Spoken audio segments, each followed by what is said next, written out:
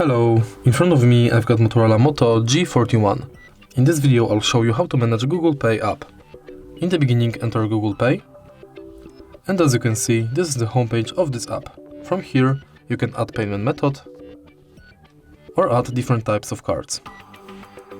Next, if you tap here you got access to all your payment methods, full list of participating banks,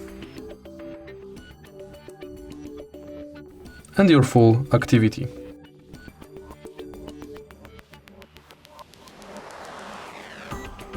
Then we've got settings where you can enable or disable email updates, Gmail imports, personalization within Google Pay, purchase notifications, updates about your passes, and offers and tips.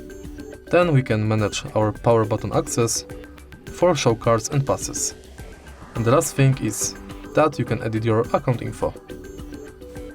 Next we've got contactless setup, where you can set payment method, check if NFC is on, if your Google Pay is set as default, if your phone has set a screen lock, and if your phone meets security requirements.